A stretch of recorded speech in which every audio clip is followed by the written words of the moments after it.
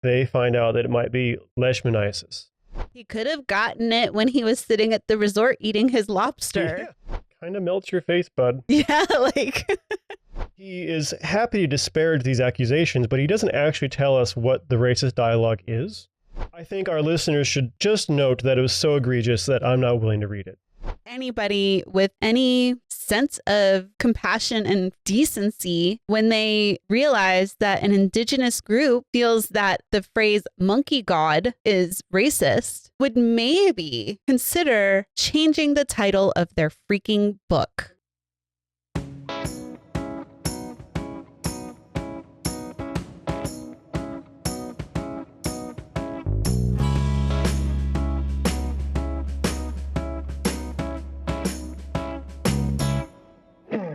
Welcome to Archaeology Books for Fun, digging books that aren't drier than dirt. I'm your host, Tristan Herenstein, and with me as always is my co-host, Barbara Clark. Hello, everybody. So this time, as you can tell by the title, it's finishing up the last book of The Lost City of the Monkey God, and there is a lot of disease talk in this one. Yes. Now, we aren't going to be getting too descriptive and whatever, but you can kind of make the call for yourself if you want to deal with this or not. Yes. I mean, I am kind of squeamish and I had to skim over some of it, but I made it through. Yep. But before we get into it, I want to do the usual. If you are listening to this or watching this, please like, subscribe, leave a comment.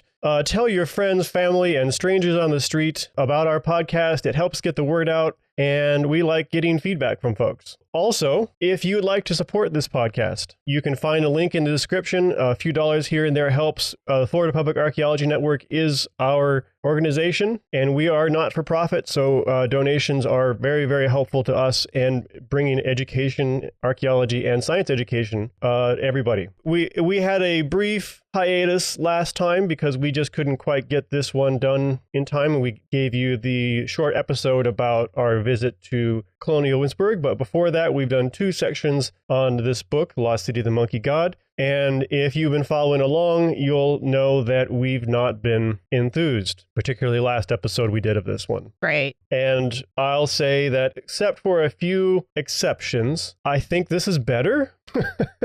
But it's a weird way that is better. Yeah, so yeah. We'll get into that, but yeah. Let's see. So where have we been? We've been started with the legend of this area and a little bit about the area, never as much as Barbara than I would like. Their initial attempts to find it, they used LiDAR to locate the location of this site. And last episode, they went out there and they did basically some exploratory stuff to try and confirm the site and see how big it was, even though you can tell from the LiDAR that it was. Right. And the book has its ups and downs overall, right? Yeah. And I feel like maybe it doesn't have as much of the stuff we want to see. Like, I wanted to see more about the LiDAR and the use of LiDAR. It has a lot more of the adventure stuff, which is neat. But I feel like this is my unhappiness with the book generally is a lot more than just it's not doing what I wanted it to do. It's uncritically presenting certain perspectives that are, I guess you could say, are very dated now. Yes. And very problematic and should not be presented in a newish book uncritically. Right. One of the major criticisms I have is the lack of effort in working with indigenous groups in the area. And I was a little hopeful when they had that anthropologist come in and the biologist come in and they were looking at the cocoa plants and things like that. But then nothing else was ever mentioned about it. Right. So let's get into it without further ado, because we can gripe for a while, but we've got new things to gripe about. Right. So starting with chapter 21. This chapter is kind of some post-expedition information about what's going on, what happened. Narratively odd now that I think about it, having finished the book, but I'll get back to that. It starts off talking about the cache that they found of artifacts that they're very excited about. They had that whole debate over will we take something or not, and the archaeologist basically put his foot down and said absolutely not. Right, that's when he became our hero. Yeah, really. He's done some impressive stuff when he had to here for sure. And immediately I start to notice some of the contradictions that we kind of run into throughout the book. where he says or is implying one thing, but then his words don't always match what he's saying. Like he says, this area is unexplored and we've never seen anything like this, but we've seen mounds like this at this site and then this site that are not too far away. So it's like, well, what's the information here? What's the truth here? I really wish there was more of a description about the geographical area, like what is in that area, what's been found in that area, who's living in that area. Well, according to him, nothing. Right. And no one. But then he also says 20 miles away, there's a village. Right. There's also sites that have been recorded in this culture. So it's really constantly contradicting himself. That's really frustrating. So this one, a new one that he does here, they're talking about the cache, and he says, by the time archaeologists found most of these caches, they had been dug into or partially looted. Once again, archaeologists doing study on this culture. But also, he says most of these caches, which means not all of them. So then is this unique as an undisturbed cache? Because he just put in the qualifier that implied that it wasn't. Right. And that to me is one of the most frustrating things about this book, is because I'm left with more questions than answers. Right. Which isn't necessarily always a bad thing, but in this case, it's just very frustrating. Well, and it's because of the writing. Yes.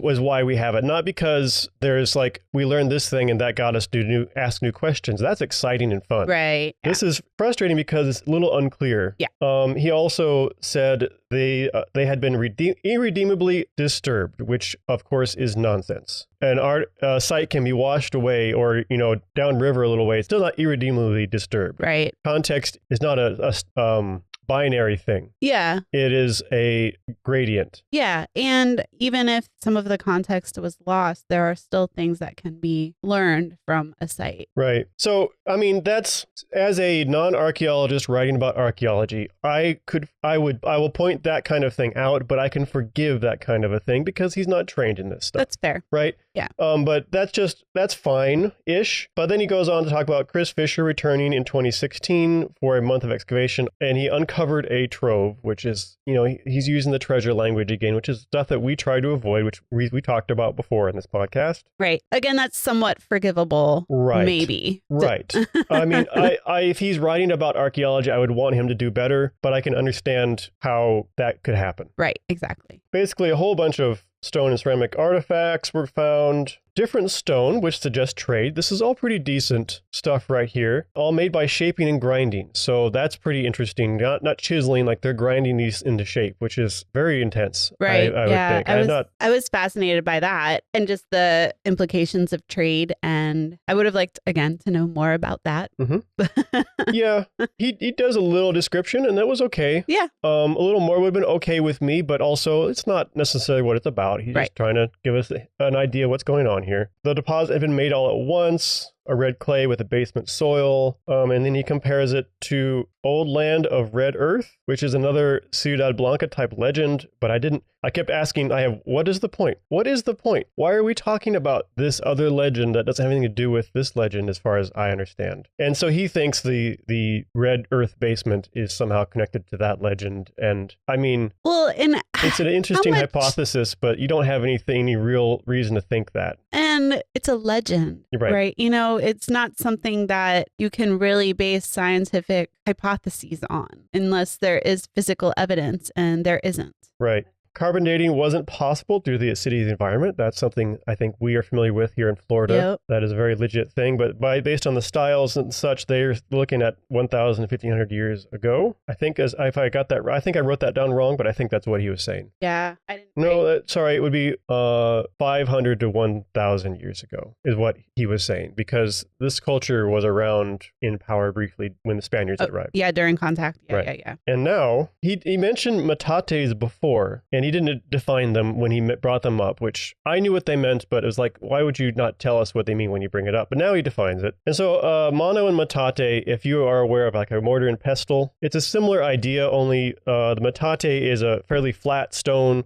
Mono means hand here in this case, is something they push back and forth to grind grain, similar to a mortar and pestle. And only these were unique because they were very decorated and very large, too large to actually be usable for that purpose. And so he kind of goes off talking about what they might have been. He mentions them maybe being thrones, but then doesn't like follow up with that for a little while and describes some of them. One has a triangle-headed figure. Archaeological term referred to them as alien babies, which I like.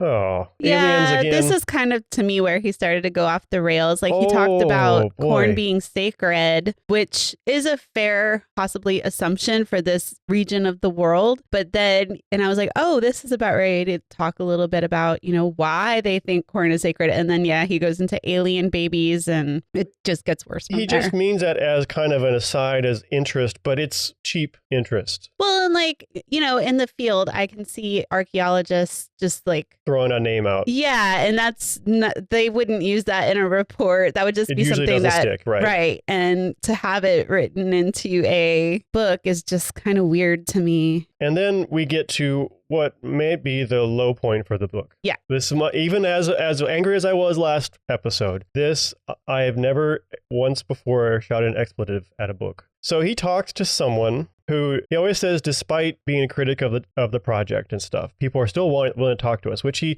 always presents in my mind as a method of undermining their criticisms. Yeah. Which we'll get more to later. He's doing throughout the rest of the book. But he is told by this other person, or suggests that the metates were used, what was it, to grind up the human bones from animal sacrifices, or human sacrifices. Yeah. I couldn't even, it's so stupid, I couldn't even bring myself to fully say it. With absolutely no evidence at all of this. It's just... Well, when it's first presented, I'm like, okay, maybe he has evidence. But here's the kicker. Chris Fisher, who is our archaeology hero, in a footnote, not in the text, he says he ran this by Chris Fisher, and Chris said, that is just beyond crazy. Don't print that. Yeah. And like, how dare you? Yeah. Like, A, print that, and then B, this person you supposedly respect, you put their criticism of the thing in the footnotes where you could just miss it. Yeah. And we've talked before about how damaging these things can be when they're out of context or presented in certain respects. And it's a footnote. Not everybody reads footnotes. So people can read this book and never get that information or that criticism. And right.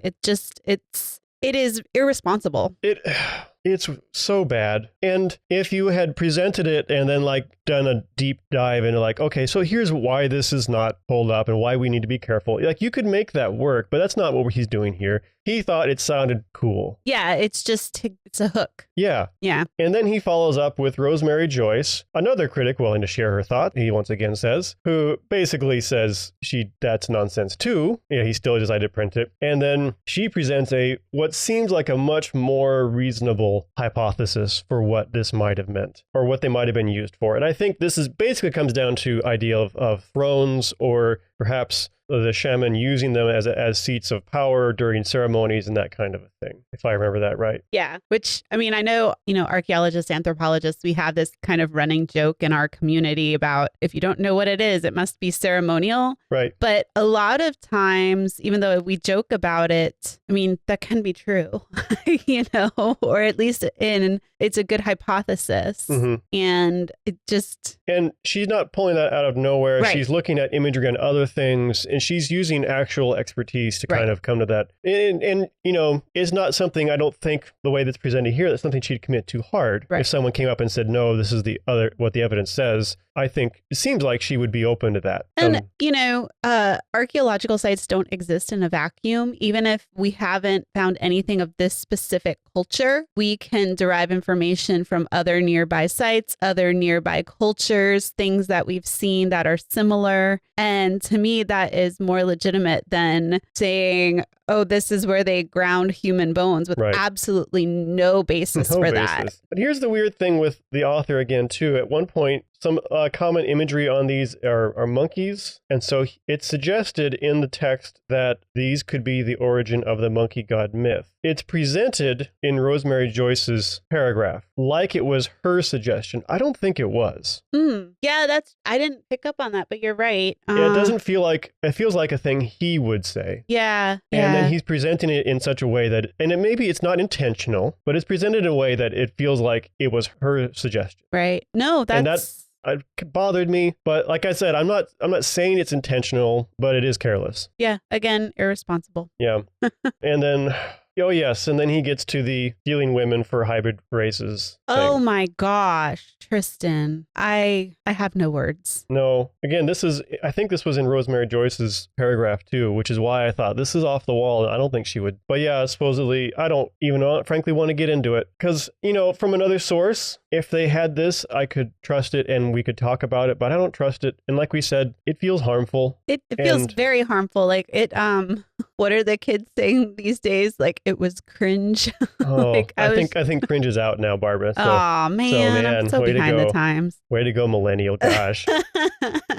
So it was awful, and I just kind of dropped it. I did note that it sounded suspiciously like some of the BS that was talked about in Frauds, Myths, and Mysteries, actually. Very much. I mean, he's not presenting this as something he thinks happened. He's presenting it as some of the mythology. Yeah, I guess. It seems too close for me to trust. Again, I just feel like the way in which he presents things like this is very unclear, very, like you said, I don't want to say that it's on purpose, but it definitely is just trying to get a rise out of the reader for better or worse. Right. It's... And if I can once again draw the comparison with Stealing History. Stealing History, that's another journalist also talking about a culture, in this case, a culture that definitely made human sacrifices. And he has just a wonderful sentence where he puts it into context for the reader that this was I'm not going to do it justice because he did it really well, but basically this was horrifying to us, but it was a group of people trying to make sense of the world. Yep. And I feel like it's just such a strong contrast to the shock value of this sort of thing that doesn't have any actual value beyond, Yeah. Anyway, back to Rosemary Joyce. And that's another reason it's felt like it was almost being presented like it was her thing, because it was between her reporting on what she said. It was in the middle of that. Yeah. Talks more about relationships with animals, how a shaman would adopt an animal, and they would, during ceremonies, they would be viewed as transforming into the animal or partially into the animal or something like that. Yeah. He adds sometimes using hallucinogens, which, like, once again, you can't just drop that without any cultural context there. This whole section was just kind of gross. Yeah, and I felt like that, on top of the fact that they did not consult with any indigenous groups of people in the area, it's very irresponsible. It's very demeaning. It's full of just stereotypes that are really harmful. I don't know. I didn't like it at all. No. And this whole portion of the book really made me so mad. It's worth pointing out another book where we had some similar issues with, even though we liked the book overall, and that was Four Lost Cities. Yeah. We got to a part with Cahokia, right? I think so, yes. With Cahokia, where we had some real issues with the way some of that was presented. That was more reliable than this, even, I would say. Like, by far. I had some issues, and I looked into some of their sources, and they weren't using them quite right sometimes, but they were using sources, and they sometimes at least told us what they were. That was way better than this. Anyway, we go back to Chris Fisher's findings, and he again, for some reason, says the deposit was made in one event. Like, he already said this in the same chapter. Yeah. It's weird that he's saying this again. Most things are broken deliberately. He references killing as a common way of ceremonial death of the object, often with a person, I think. Yeah, that's how that. He's suggesting this could be the ceremonial death of the city. Again, if with a better source, more information, I could think that's a very interesting idea. I just don't trust it coming from him. Yeah, and I also feel like I guess the ceremonial death of a city would be different from like an actual death of the city, because this city in some form or another still exists. People still know about it. And so the whole premise of this lost city is not accurate. And to say that, I just wanted more context. Like you said, I can't believe what he said, because I don't have the answers. Yeah. Like, I want to know the why. Yeah. Why do you believe this and you're not telling me? He's more reliable when he's citing a person he's talking to. And even then, as we talked about, it's always filtered through his view. And we have some issues with that sometimes. Mm-hmm. And we don't think that's what the person was meaning to imply, at least. Anyway, I think that pretty well wraps up the chapter. Anything else, Barbara?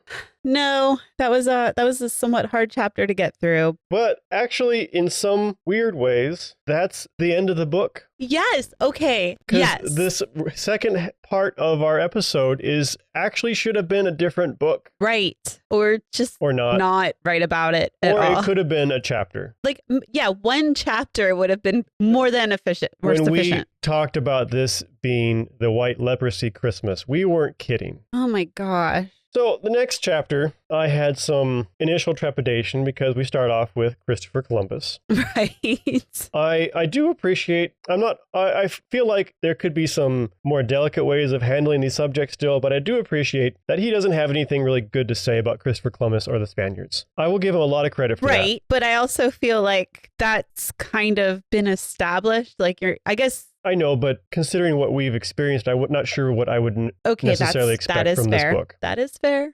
So he's very upfront and flatly harsh about that. And I thought, okay, I'll give him a lot of credit on that. I appreciated that he did that at least. He kind of like keeps teasing at what could have been the end of this city and the civilization. And end in quotation marks there, folks, because as we talked about, the civilization doesn't end. And I'll talk about this more later, but it really infuriates me because I feel like he just made an assumption about like disease being the cause when we don't have any actual evidence of that. And it just, as he talks about it throughout this last part of the book, it becomes fact in his brain. Mm-hmm. And it's like he emanates that in the book as if it is fact, as if we know for sure. And I actually had to go back through the book because I was like, wait, did I miss something? No, I did not. No, but in a more immediate sense, I was also annoyed at how he was teasing the fact that disease was such a terrible thing for the people in the Americas. As he was teasing that as if it was like something we wouldn't already know. Right. Yeah. Like,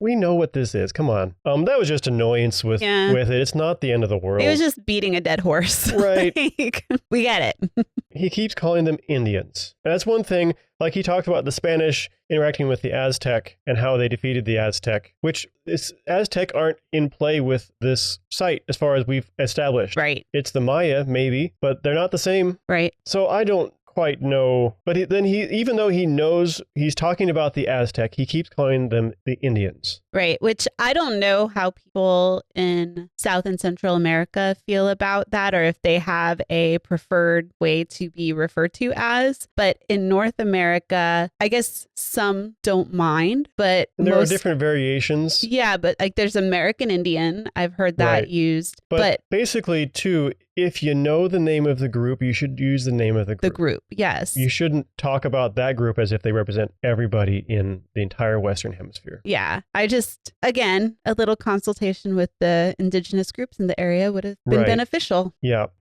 Towards the end of this chapter, he asks the question, did this catastrophe mean the disease reached Musketia? Which, the way he established it, it was kind of a stupid question. It was. Like in my notes, I actually put far-ranging. Yeah. And like this wasn't far from the Aztec at all. I will say at least he's like asking questions now, even though they're not they're great. Leading questions too. Like he already answered this and he knew that. Yeah. And this whole chapter, it seemed a little bit all over the place. I wasn't sure how it fit in with the book. And, I hadn't finished the book then. So it felt like such a weird tangent because in my mind too, like the book was finished. Like we did the thing.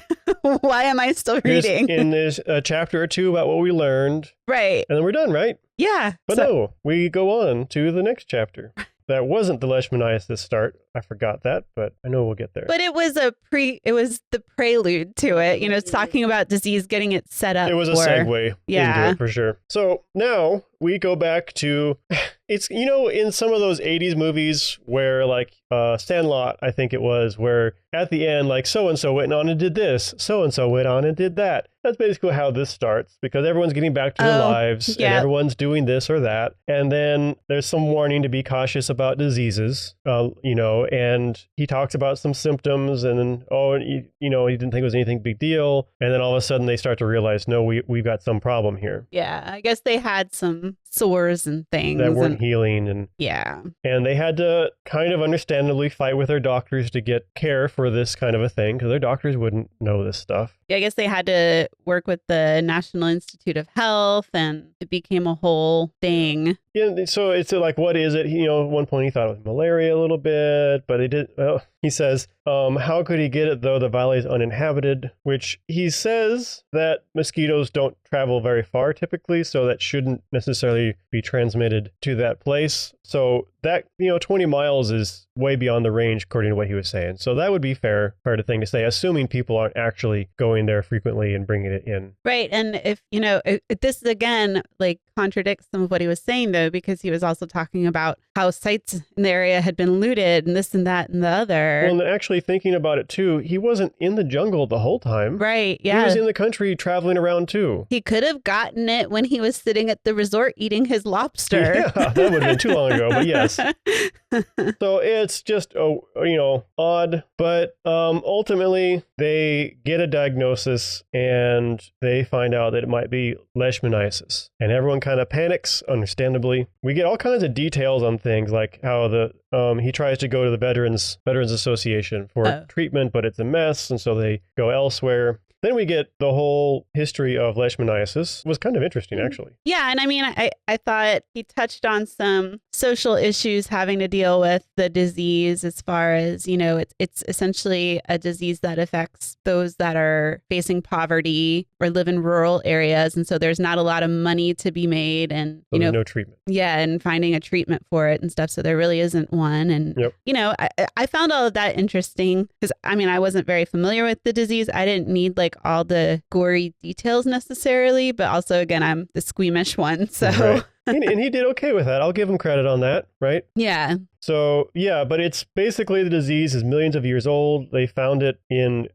fossilized amber on a fly, so it goes back a long, long time. It is a parasite. Yeah, I guess so it's not a bacteria or anything. It's actually just a parasite. Which makes it more difficult to treat, I guess. And it's... because they're more complicated. And it's from a sand fly, which I'm assuming is like a very small fly. Right. Which I probably also contributes to the issue, because it can probably get through like screen and stuff like that, whereas a mosquito can't. So yes, the first person's test comes back positive for leishmaniasis. He talks a little about the drug treatment, which is quite unpleasant. Yeah. He talks about getting the treatment a little bit, and just a little bit, we'll get more detail, but a little bit on how unpleasant it is. And then he goes back on like the curse the monkey god thing, thinking of all those flowers we chopped down, which just, it felt like he was making fun of the locals. Yeah. Way he did this. I didn't like it. There's several times where he kind of, I wouldn't say reminisces, but like gets all, I don't even know the word I'm looking for. Poetic. Yes. He just, and it's like, he's trying to, you're grasping at straws. You got sick because you went into a tropical jungle.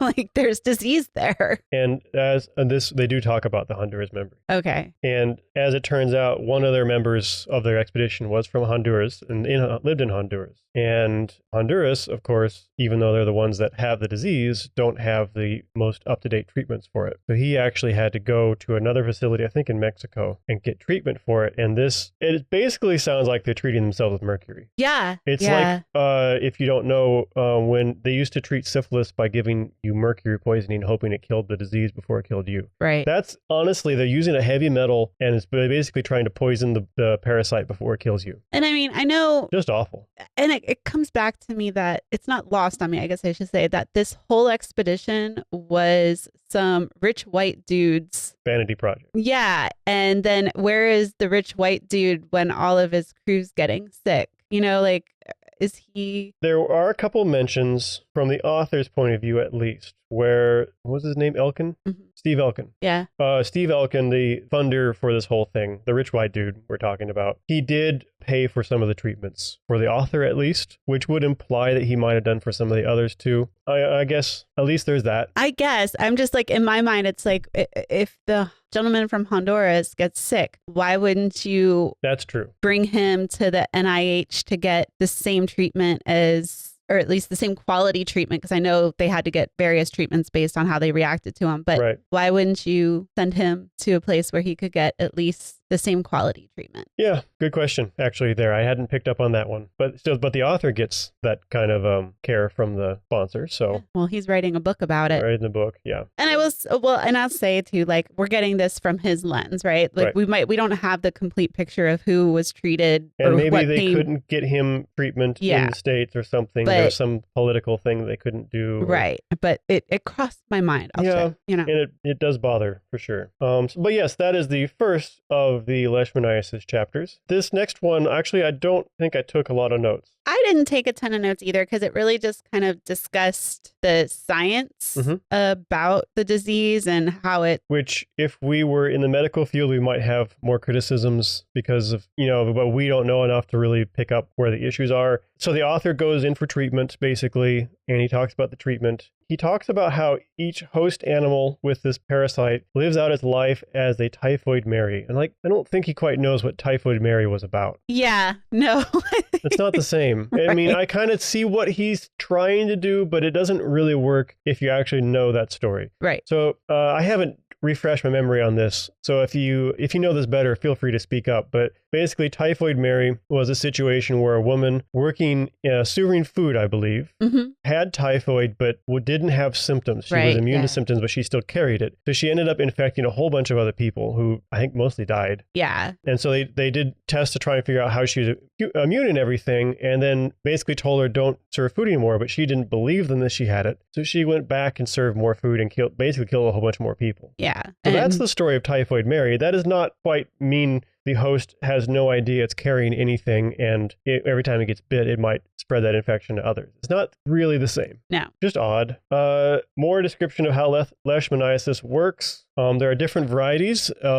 One is not typically lethal, and then two of them can be lethal and or disfiguring. Yeah, and I guess you never really get cured from... Yeah, which he kept forgetting to say. He would talk about getting cured even after he told us it's never cured. Right. You essentially, I guess, remains dormant in your system, essentially. Like, you don't have symptoms anymore, but they could maybe pop back up. Contradicting. Kind of the way it works is essentially your immune system goes into overdrive, panicking about these things to the point where your body kind of starts to eat itself. Yeah. It sounds absolutely horrible. Sounds absolutely horrible. And so that's why if they can get it beat down enough that your body can typically manage it, unless you get sick with something that actually makes your immune system vulnerable again. Yeah. So it's not something that's ever fully gone either. All right, next chapter. So we found out that a couple of the expedition members had some really bad time with the treatment. Essentially, the treatment is not good for your kidneys, and several of them had kidneys near shut down, and they had to stop treatment before they wanted to. Yeah.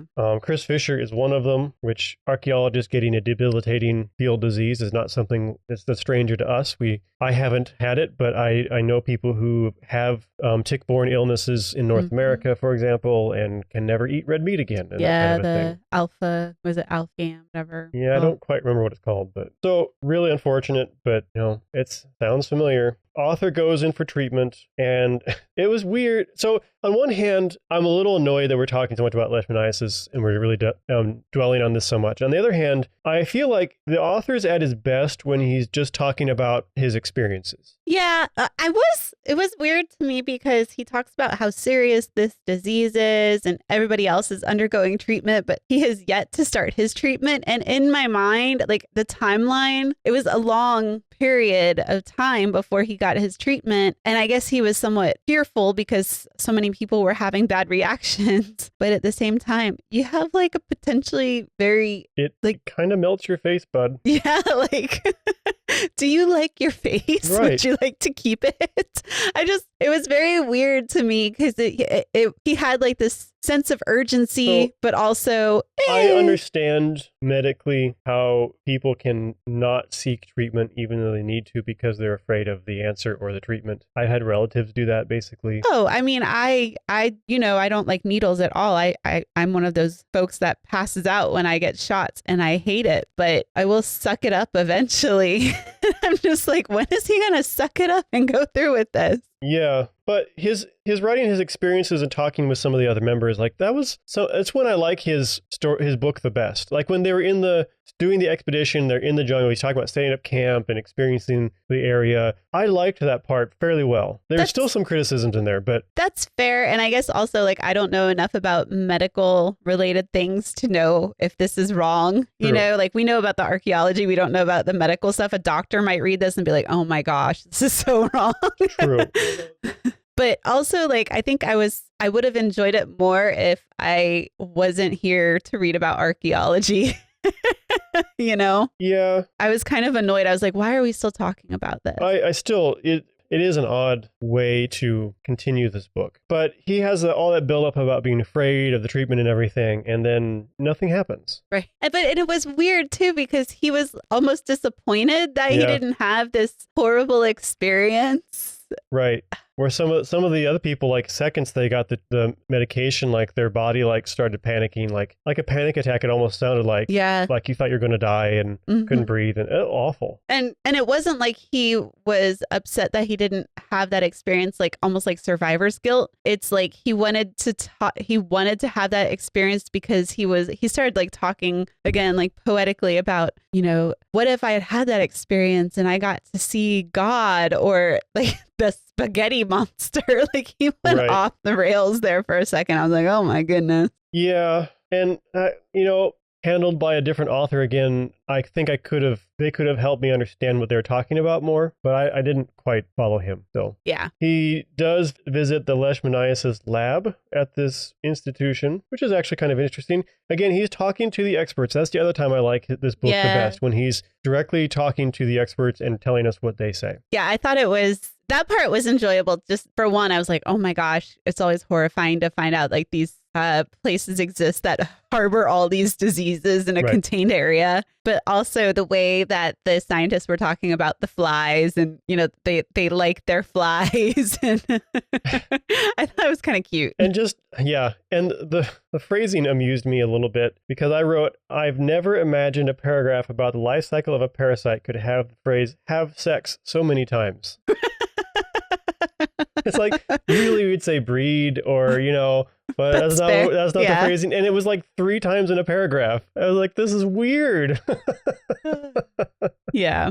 But it was okay, you know, harmless. And he does talk a little bit about how the original inhabitants of like T1 would have dealt with this disease. And he starts though with it so prevalent in T1, he wondered how the people at the time would have coped. It's like, well, you're assuming that it was the same situation then. Yeah. Oh yeah. It's already a problem right there. But I was like, okay, at least we're getting back to like the site. And it's not a bad question, but you have some questions to answer before that question is really useful. Yeah. And also, why don't you ask the people who are living there?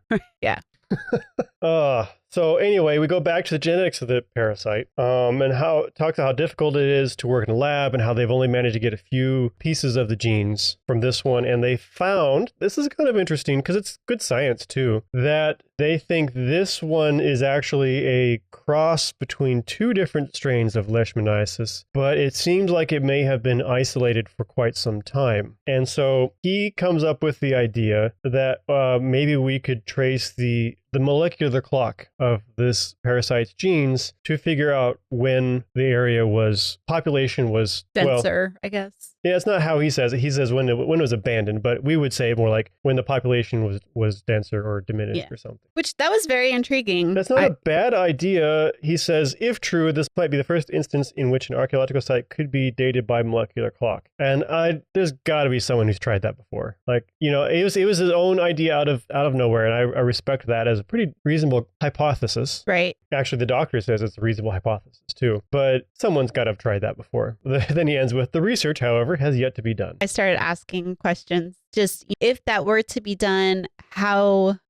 I want to know the how, and would people from the area visiting the site contaminate the molecular clock? I was very intrigued by this idea, and I know he can't really go more into it because the research hasn't been done. Right. But I would love to talk to someone who works in this field to get more of an idea of what that would look like, what that research would look like. And is it actually really a good idea, or is it as good as the metates were used for grinding up human bones idea? Yeah. Right? For all we know, it could be. Right. But, yeah. I mean, those are the kind of questions I have. Like, is it even possible? What kind of contamination is there, or could there be? What problems would they run into if they tried this? If anybody out there works in this field, hit us up. Yeah, let us know. So we find out the Honduras soldiers stationed to protect the site also had problems with leishmaniasis. Initially, they decided they were going to try and reduce the problem by cycling them out faster. So you're probably just infecting more people. And also, like, again, what treatment are they getting? Are they getting flown to Mexico for treatment? That's right. Yeah. Right. And, I don't know anything about these sandflies in Honduras, but I know, like the sandflies we have here, they're so persistent and these sound to be about the same. Mm-hmm. And when they were talking about cycling them out faster, I was like, I've been camping in areas in Florida where you'll be there for 2 minutes and you're getting bit. So I don't really understand. And that only is a problem for like maybe a month sometimes. Yeah. And then it's better. Yeah. Yeah. And that's why I thought, oh gosh, another whole chapter about leishmaniasis. But we do kind of stop with it at that point, thankfully. Yeah. We do go back to Chris Fisher wanting to get back to excavate that cache. And it says, even Chris understood that leaving everything in the ground was not a long-term option, which I don't know that I believe he thought. Because I think it was very, very well not established that there was immediate threat for this site. Well, and this bothered me, and the cache itself is such a small portion of the entire city. Right. Yeah. So, but to them, it's the most important because it has the shiny thing. To him, anyway. Right. Well, I would be interested in seeing Chris Fisher's like research hypothesis and permit and everything, because I bet it's not phrased like. So, they want to go out and excavate it supposedly because they're worried about looters and they're worried about the stuff that's on the surface. This chapter, I'm like, okay, we're going to have like one little chapter on this entire excavation when we've had like 3 chapters on leishmaniasis. Right. Because in my mind, this is coming from like the point of view from which you and I work, where if you're worried about looters and stuff on the surface, you wouldn't have to excavate. So are they removing large objects that might like penetrate the ground partially, but also be above ground partially? And if so, like, is that really something like, are looters going to be able to grab that stuff quick? And like, also, if you're worried about looters, another option in my mind, coming from Florida, coming from the United States, is to cover it somehow, or like there's got to be other ways and other options. I don't have enough information to really understand why they're doing this. Well, I think the reasonable reason they would be doing this is because, hey, this is an undisturbed cache in an area we didn't know about before. We don't get to see these very often. It's important that we go and try it and get a little bit of information at least. Yeah, I think that's a much more reasonable way. Fair assumption, and like, yeah, but he's the author. The way the author presents it, he's worried about the things. Right. It's kind of like we got to get the things before somebody else gets the things. Which is, It's never like, what information can we garner from this? What research can we do? So yes, he plans to go back. He's starting to make plans, even though he's struggling with leishmaniasis himself. It says that they're only planning to remove the exposed artifacts, and he's hoping that this would help them reveal some more information about the place. He says also that since this expedition, Honduras archaeologists have recovered more than 500 artifacts from this cache, that's a lot. Yeah. I do want to point out, though, that the first chapter 21 we covered, started with this expedition. And then we got completely sidetracked on leishmaniasis. And now we're back talking about this expedition like it's a new idea. Yeah. That's wild. Yes. Well, and I was also very curious. I don't recall him ever stating, and I know they might not know because it hasn't been like excavated, but how large an area this supposed cache covers, and if cache is even the right term for it at this point. In my mind, a cache is something that is very stored. Yeah, it's, is this actually like an artifact scatter from a habitation site, a village site, or something like that? The way he describes it, it sounds like an item sacrificial pit. Yeah, which would be a midden, or maybe. Midden is garbage, right? Yeah, that's this true. Is an intentional like ritual. Yeah, okay, that's potentially. Fair. That's what my understanding of it, but I always feel a little uncertain of those kinds of interpretations with this book. I just, again, having a hard time kind of picturing what he's seeing. Right. me, I would want like a map of the site or something like that, just to kind of get a grasp on what he's talking about. And then randomly, we start talking about their detractors again. So apparently Juan Carlos Salas doing a talk about, so he was, I think if I remember right, he was the guy working for NASA on the GPR, but he was from Honduras. Yes, and he originally was giving a presentation with someone named Gloria Lapinto. Well, no, she was his leader of his detractors. Oh, that's right. Yes. Okay. And so, according to the narrative presented here, he was giving a talk in Honduras. She showed up late and went on a rant at him at the end about how he was an archaeologist and he didn't have any business talking about this. Talk wasn't scientific. And then his response is, I made these disclaimers at the start that she missed. He also claimed that as someone from Honduras, he had a right to do this research, and as a PhD, he had the tools to do it properly. And then supposedly, everybody booed, which just had the, and then everybody clapped. Right. You know, that's what it sounded like. And so it feels like one of those fake online stories where somebody owns someone else publicly, and then everybody clapped. It's like, no, they didn't. Yeah, I feel like this was probably, if an encounter, or if it happened at all, which I'm assuming it probably did, but it probably wasn't a big deal. I don't know. I don't know what to think. But it just doesn't feel real. No, the way it's presented here. And I just feel, obviously, I don't know Gloria, nor do I know Juan Carlos, right. But I can't imagine a scientist coming into a lecture and being like, this lacks scientific rigor. It smacks of white dude telling a story kind of. It kind of does. And then I had a note, like, what was the point of the story? It doesn't go anywhere. It distracted from what he was talking about, which was Chris Fisher trying to get this other expedition going. I feel like it was just another, he loves to talk about those that are criticizing the project, and the way in which he does it is it's in a way that makes, it's kind of like a, ooh, gotcha, it's... That's not the last time he does that. No. In this chapter. So we get back to the expedition because it's funded by the Honduras government and the National Geographic Society. And the author is going to go back to it, and he buys the most expensive snake gators he can find, which, fair enough. Yes.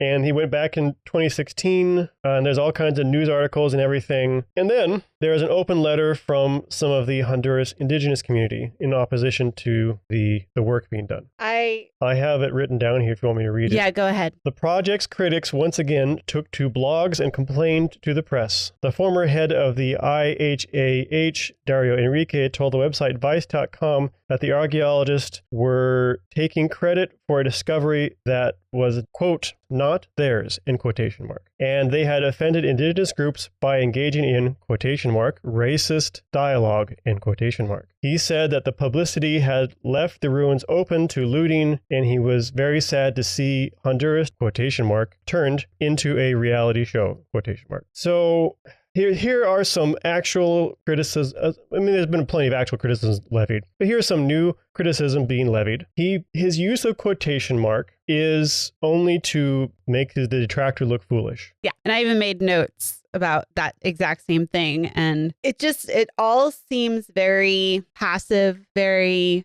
passive aggressive. Yes, yeah. And the whole handling of him writing about, and the whole attitude is just, it lacks serious interest in a very complex issue when it comes to indigenous communities and how archaeologists and the government interacts with these people. And I think I don't expect him to have a very in-depth understanding like an archaeologist would, but in writing about this, I think it's his responsibility to at least investigate it a little bit and have at least a surface level understanding and, a little bit of nuance about the issues. And it just smacks of like old white dude who feels that the pesky natives are just ruining his fun. Well, I feel like a couple things. You don't have to necessarily have the full in-depth understanding, but I think you do have the responsibility to present their arguments uncritically. Exactly. As it is. Yeah. Without the mocking quotation marks around things like racist dialogue. Yeah. I also noted that he is happy to disparage these accusations, but he doesn't actually tell us what the racist dialogue is. Mm-hmm. He doesn't actually talk about this or like, okay, so this is what they're saying and this is why it's wrong. No. He just makes fun of it. Yeah. And which is gross. well, it's so angry. You know, about they're it. getting in the way Right. of his fun little adventure in Honduras. I mean, that's really Well, they're saying his fun little adventure maybe wasn't good, I Right. think, too, right? yeah. That he shouldn't have done that. It's so toxic. It really is not okay. And I feel like, you know, he again, he's a journalist. He should know better. Right. So some people are accusing the Honduras government of using the project as a distraction. Basically, there's accusations of human rights violations and corruption and various things. And they're condemning the project for cooperating with the government and being a tool for that government. Mm-hmm. I don't know. Again, I don't know the ins and outs of I don't know this. either, but I do know, like, in earlier chapters, according again to this author, the president, when he visited the site and stuff, he kind of We observed said- that even before he told us that's what they were doing. yeah. It wasn't necessarily a bad thing, but it was definitely being used as a tool. Yeah, it was kind of like, we need some good news. Right. You know, and again, it's all through the lens and the filter of the author, but Well, and the accusations are corruption, human rights violations, and there were at least one or two other things listed. And then he has a footnote that says, I never saw any corruption, right. which by saying that is him saying, I don't think there is any, even though he doesn't directly say it. That whole footnote was, I've got it written down again. okay, go for it. The rest of the footnote. It must be said, in general, if archaeologists refused on principle to work with governments known for corruption, that most archaeology in the world would come to a halt. There would be no more archaeology in China, Russia, Egypt, Mexico, most of the Middle East, and many countries in Central and South America, Africa, and Southeast Asia. All the brown people countries? I'm glad you spotted that. Yes, it's all the brown people that have all the corrupt countries in that narrative right there. White people, no corruption. Nope. Good God. Yeah. I mean, and plus it's wrong, right? Yeah. Like archaeologists can do work in these countries. What matters is the ways they operate with the government. Right. Are they being used as a tool to do harm? Then archaeology is not worth that. Right. Yeah, it's how it's being used, how the cooperation happens that is what's important here. And that's what people are criticizing in this case. Yeah. Because as we will find out next episode, there are archaeologists doing work in the region. Also, it must be, I really, really want to point out that his statements assumes that all the archaeologists are white. Yep. There are plenty of these countries that are doing their own archaeology, as we saw in Stealing History, who are natives to that country. Yeah. So the one archaeologist he happened to interact with was a white male, but there are plenty of archaeologists working in their own countries, some of which are not white. And it just, this whole thing, that whole footnote made me so angry. And such a dumb thing to include. Yeah. It just shows his lack of understanding. And it's so defensive. Oh, right? Yeah. Like it's well, if you don't let us do this, and we don't get to do anything at all. Right. It's like, well, that's not how that works. And it's a straw man argument. Yeah. It's setting up the argument that's not there, but it's not straw man, but it's a bad argument, whatever it is. Yeah. So I guess we can move on from that. But yeah, you can tell usually we'd talk about this book a little bit. We didn't talk about this section, and we both picked up on some of this. I know together. I wanted to talk about it so bad, but I was like, we're going to wait until the podcast. Yep. More detractors, though. After this, there is an open letter. This is where the open letter from Los Hijos de la Mosquitia, claiming the excavation violated a treaty, protesting the racist terms, i.e. City of the Monkey God, which is the title of the book, despite that, and demanding the artifacts back. The author goes on to he basically undermines their claims of legitimacy. He says, quote, the letter included a map of mosquito territory that seemed to swallow the traditional lands of other indigenous Indian communities, end quote. Which, all right, so first of all, you're treating this land like it was a static thing that never changed. Right. You're also, it doesn't really matter necessarily what you think are what's the traditional, what does your opinion matter here? That's my whole thing. I was like, and who are you? Right. Like, what does the treaty say? Yeah. He doesn't tell us that. No. He also talks about how the mosquito are of a very mixed ancestry, which just really smacks of they're not Indian enough argument. Yep. Oh my gosh. There's no other reason for it to be there. Right. And, I feel like anybody with any sense of compassion and decency when they realize that an indigenous group feels that the phrase monkey god is racist, would maybe consider changing the title of their freaking book. I mean, one of the first things established was you've got so many different names for this city. Right. You could have picked any of those other names. And you choose the one that is most offensive to the people that are the essentially anyway. Descendants of this. Yeah, it just... my blood was boiling at this point. I just was so unbelievably mad, and like honestly, it hurt my heart. Yep. And I think the last detractor we deal with in this one is John Hoops set up a talk, quote, aimed at helping students think about how quotation marks hot issue such as those of colonialism and white supremacy, hypermasculinity, fantasy and imagination, and indigenous rights intersect with the narratives that have been and are being spun around the white city. And I said, on the nose. Mm-hmm. You'll notice that reflected a lot of our criticisms of this book and the project as a whole. And the author has no response to this. He just says that and then he moves on. Right. Like you don't have anything to say here except to put hot in quotation marks, implying that it's not a big deal. Right. Like he's using those quotation marks in a passive aggressive way. Which every single thing that you just stated, that to me is a legitimate concern that needs... Even if you think it's not, you need to take the time to stop and say, okay, here's why this is not white supremacy. Right. Here's why I don't think it's white supremacy. Right. You could even phrase it that way. Yeah. But here's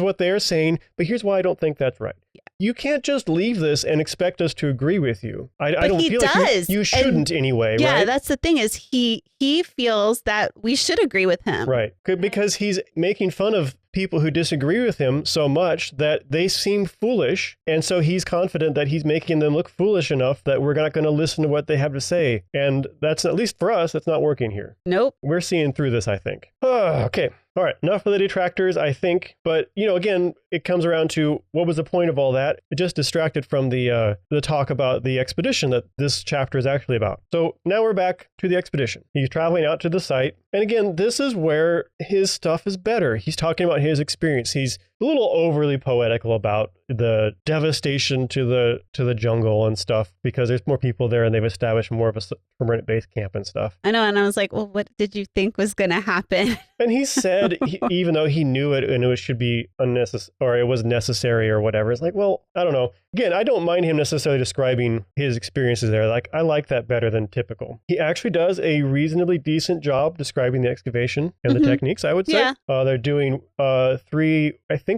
1 meter units, and which is typical what we would do. 3 of them are open. 1 of them they've taken down to get stratigraphic information. So they're looking at the soils essentially, which all sounds like pretty good archaeology actually. And he does a good job describing it. I will give him a lot of credit there. I did like, this might be my favorite part of the book. There's a drone over the site taking photos and he describes it as some Cretaceous insect. Yeah. Which I thought that's a great metaphor. Usually in our minds, at least he misses those, but that one I thought was spot on. Very good one. Chris Fisher, the archaeologist, is very unhappy because they've got a big publicity thing coming out and he's got a deadline. And I'm not saying this is true for Chris, but I see a lot of archaeologists like, I don't do archaeology to do with a living. Right. But I could see how this would be a big kind of a problem because they're also like excavating, but they're not pulled anything out because the president has to be the first one to pull something out. Yeah. So they have to like kind of delay everything for this. And then there's going to be a whole bunch of people out all day. And having people like walk around the site and making sure that, nothing's damaged and everyone is safe. Yeah. Well, and then he tries to rope things off, but he says everyone just ignores it and walks all over the excavation unit.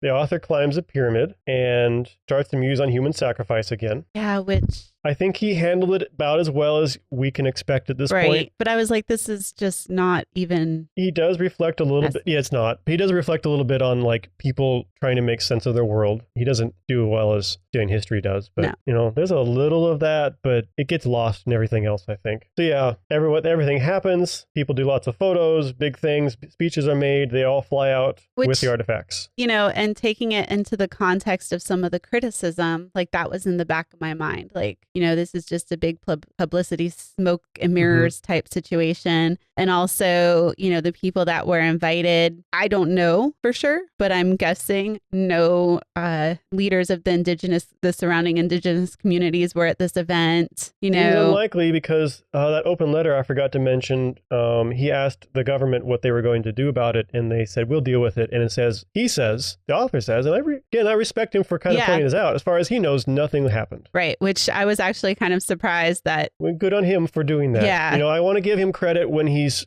doing really well here too, because we have plenty of criticisms. Right. So I want to make sure we are not getting lost in those criticisms and we can actually praise him when he's doing a good job. So that's the end of chapter 26 for me. You have anything else? Oh, one other thing I noted is they talked about when they were flying the artifacts out that they were going to set up an exhibit in the presidential palace, which I thought was interesting. And I didn't end up looking it up, but I was curious if that was like an area of the presidential palace that might be open to the public, or if this was just going to be something that ambassadors and emissaries from other countries might get to see. And the president could be like, oh, look at our fancy things from my country, so that was something I picked up on. I was like, wow, it's not going into like a public museum or, something not like that. FPAN did, for example, right? Yeah. I forgot to mention they also did officially rename the site to the City of the Jaguar. Yes. I have no idea if that's actually better or not. I could, I don't know enough. I could see that being not, but at least it's officially not called the thing we know is bad. Which again, then why did you name your book this? But okay. Right. You're right. Exactly. There's actually another name you could give it now. Yes. So chapter 27, our final chapter, I guess is the conclusion. He kind of rehashes some things he says, but to write a conclusion, you had to have a point for the whole thing. And there isn't a point for this book. No. Like there isn't a thing he's trying to explore or discuss. He's just It's a look what I did this summer kind of situation. Yeah, it really kind of is. So this chapter starts off talking about the Bering Land Bridge. In a footnote, he mentions that this is very much disputed. Like, that's fine. You don't need to go in a lot of detail in this scenario and that kind of a thing. Honestly, I'm surprised he didn't go on like a major tangent about that. Add in another chapter. But just from his writing style in the past. Yeah, but that's fine. I think it's okay. He did it all right. Footnote is fine for that situation. He starts talking about diseases again and how most of the ones we know today are due to population density, probably legit. And then he cites the quotation marks, groundbreaking, guns, germs, and steel again. Yeah. Second time in this book. Yeah. And I don't know enough about the human history of disease to know if this stuff is nonsense or not, but we just know that book is not considered very highly. Yeah, and Jared Diamond, the author of that book, has been criticized with other books too. Yeah. So as soon as I saw that, I was like, okay. So the one reference he pulls out of the hat is one with a lot of criticism. Doesn't build the credibility, but also I guess at this point it doesn't hurt his credibility in my view anyway. It's already pretty well established. I'm not going to read this. There's a piece. I wrote down the quote. I'm not going to read it. I don't think. Unless you think we really need to. You know what I'm talking about. Yes. So trying to figure out how to... He talks about something, again, he basically, we've talked about how he tends to throw things in he thinks are exciting without actually thinking about them critically, or do they belong in the narrative. And so he talks about sexual assault in this case, and it comes out of nowhere. Yes. And again, not only is this completely inappropriate, completely unfounded, but he even mentions again that the person he was talking with, the scientist he was talking with, said, don't publish this. And what does he do? Publish it and then say in the book, she told me not to. Well, and the scientist didn't, I don't know where he got this even. The scientist did tell him that story. Yeah, the scientist said, don't attach my name to it. Right. Yeah. Okay. That's And fair. he didn't attach the name to it. But it's, it was also a biologist. What the hell does a biologist know about the history of humanity and disease? It's not this is one of those things, that that was put in here for shock. Yes. And there's no scientific basis for it from what I know. I mean, I've never heard of any theory relating to this. And it's something, we have studied natural selection. We have studied studied, transmission of diseases and the effect it's had on cultures when they're interacting with each other. And it's just purely there for shock and awe. And it's unnecessary. Yeah. And there are certain mindsets in, for example, at least white America, who would hear a thing like that and say, look, we actually did a good thing. Yes. And he knows it's bad because he spends the next paragraph like talking about how he's not saying this was a good thing. Like, well, again, in the right context, in the right book, you could maybe have a very careful, serious discussion about this. Mm-hmm. You cannot just throw it in there just for shock value at the end of your book and then not really talk about it.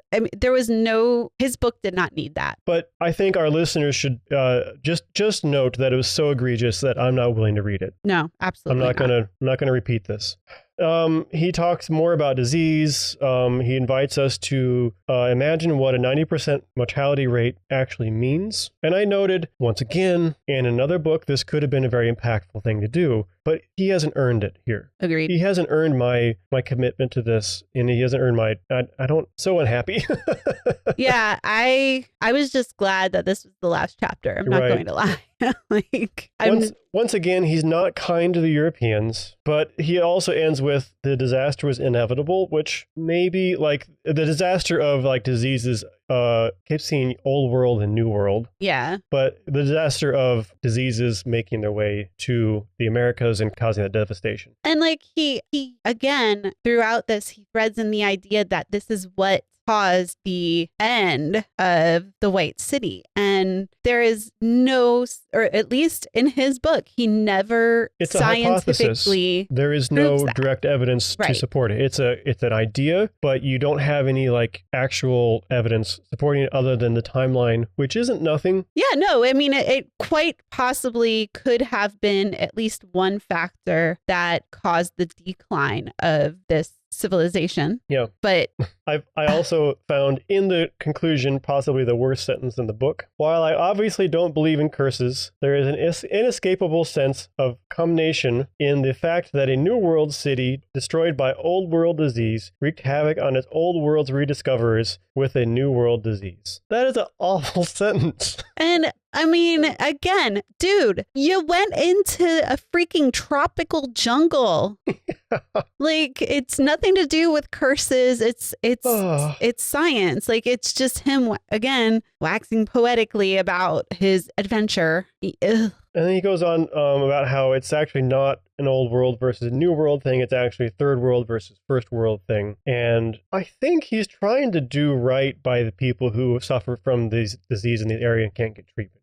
Yeah, but again, it's coming from him. Yeah, and after everything else. Yeah. And also, that wasn't the point of the book. Yeah. That was the point of the last few chapters. Yeah. But the rest of the book was either nothing or this whole last end was nothing. Which a well-written, well-researched book by a journalist talking about the disparity in, the impoverished populations with leishmaniasis and other diseases would be fascinating. And again, we didn't get that with a disease, but we got that with poverty and such in stealing history. So anyone who would say, "Oh, this is just journalism and stuff," no, we've experienced the journalism doing this so well. Yeah. So we know it can be better. Yeah. Just a little womp womp. He does say the world's last great pandemic was a Spanish flu outbreak in 1918. So yeah, major womp womp there. He pontificates about archaeology again. I didn't take any notes on that just because I was annoyed at this point and done. He says, this is his closing line, such a dumb line. He says, no civilization has survived forever. Like, forever hasn't happened. You don't know if that's true. That's such a weird thing to say.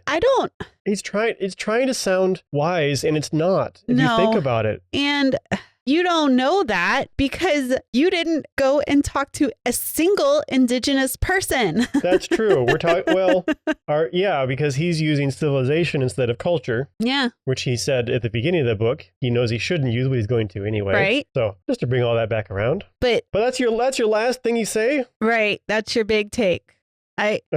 So This is, how did you feel about the book, Barbara? honestly, I'm glad to be done with it, Tristan. I will say this was a very hard book for me to get through. We'll say I kind of enjoyed talking about it just because we didn't have to be nice. Well, Whereas and not other ones- only that, it did provide us with a platform in which to discuss issues. Right. And some of these are more nuanced issues than you might typically see in some of the other books we're reading. Yeah. So even though we criticized it, I feel like we were able to discuss things that I think our listeners should know about. Should be aware of it. Yeah. So I guess I'll give the author that. Even though it was unintentional on his part, really. Reading it was very difficult. Yes. But talking about it, I didn't mind as much. Yeah. So, but if I could have done that without reading it, it would have been better. I had to take like breaks just to calm down a couple times. I know that sounds very dramatic, but just there were certain parts that were so egregious in my mind that I needed to step away for a second. Yeah. Well, that wraps it up finally. Yay. Next month, we are going to do one more on this. Yay. Only this time, we thought you've heard from us a lot. Well, we think you've at least heard from the author through the lens of our understanding and our feelings on it. Let's look at other sources and see what they have to say about it. Yeah. We've come across a few articles talking about this book. So I think, let me know what you think on this, Barbara. Let's each try and find 3 different articles to read, and then we'll come together next time and we'll kind of go over them and talk about them, how they reflect the book or we feel they don't. Yeah. And here's a challenge. Let's try to find one article that has good things to say about the book, because it's entirely possible someone out there has done a very thoughtful take on the positive qualities of this book. And I think we owe it to the book and the author and to our listeners to try and find such a source if there is one. Yeah, no, I agree. I somewhat have my doubts one exists, but I will try, Agreed. Tristan. Let's try it. And if our listeners know of any or come across any, send them to us. Yeah, so I won't link these articles this time because we're going to have to find most of them. We have found a couple I could link, but otherwise, yeah. And I will say, too, he went out with the purpose of creating a documentary, Stephen Elkins did. Right. And it's out there as well. I haven't watched it. I don't know that I can force myself to watch it, but I may try if I can find it. Okay. I don't want to pay for it. Right. But we'll see. Okay, so that wraps us up. You all will be hearing this in the new year, but we recorded this before Christmas, so we hope you all had a happy holidays, and we'll be back next year. Wow. Happy reading, everybody.